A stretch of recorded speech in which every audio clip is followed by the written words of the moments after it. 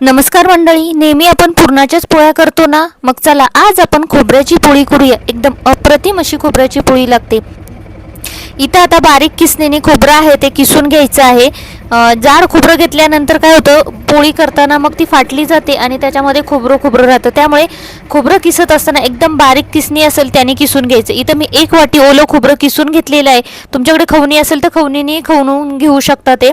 आता इथं 1 वाटी खोबरं एका पॅनमध्ये टाकून घेतलेले आहे आणि थोडं 3-4 मिनटं आहे ते आपण परतून घ्यायचे, म्हणजे खोबऱ्यातील दूध असेल किंवा पाणी असेल, मॉइश्चर असेल ते कमी होईल.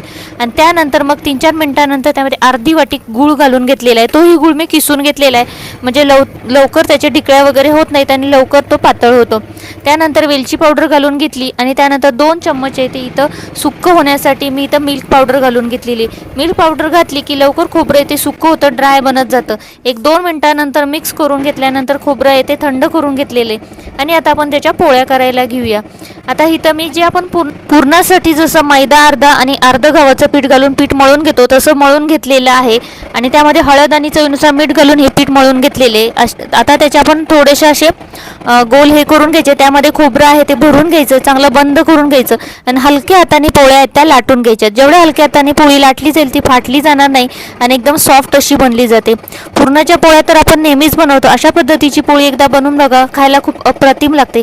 याचबरोबर मी बाकीच्या 3 प्रकारच्या पोळ्या आहेत त्या यूट्यूबवरती अपलोड केलेली आहे रेसिपी, ती तुम्ही पाहू शकता. त्यामध्ये खव्याची पोळी आहे, त्याचबरोबर आपली खोबऱ्याची पोळीची संपूर्ण रेसिपी यूट्यूबवरती अपलोड केलेली आहे.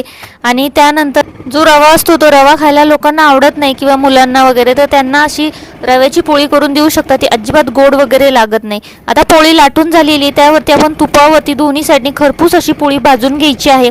इथं बघू शकता काय मस्त असा कलर आलेला आहे आणि एकदम मौसूद अशी पोळी आहे ती तयार होते. दोन्ही साईडने छान मीडियम ते स्लोवरती गॅसवरती ही पोळी आहे ती भाजून घ्यायची. खायला खूप टेस्टी आणि चविष्ट लागते. आता बघा आपली पहिली पोळी भाजून झालेली. अशाच मी बाकीच्याही पोळ्या आहेत त्या भाजून घेणार आहे. आता ह्या पोळ्या आहेत ते शक्यतो तुम्ही तुपावरती भाजून घ्या, त्यामुळे त्याला एक छान अशी टेस्ट येते. तेलावरती भाजली तरी चालू शकतं, जर तूप खात नसाल तर तेलावरती भाजू शकता, पण तुपाची टेस्ट अप्रतिम अशी लागते. इथं बघू शकता मौसूद अशा आपल्या पोळ्या तयार झालेल्या आहेत. आता इथं आपली आता मौसूद लुसलुशीत अशी खोबऱ्याची पोळी तयार झालेली. तर तुम्ही बघू शकता हाताने कुस्करली तरी एकदम सॉफ्ट अशी आहे. मग तुम्हाला ही रेसिपी कशी वाटली, नक्की अशी या पद्धतीची पोळी करून बघा एकदा.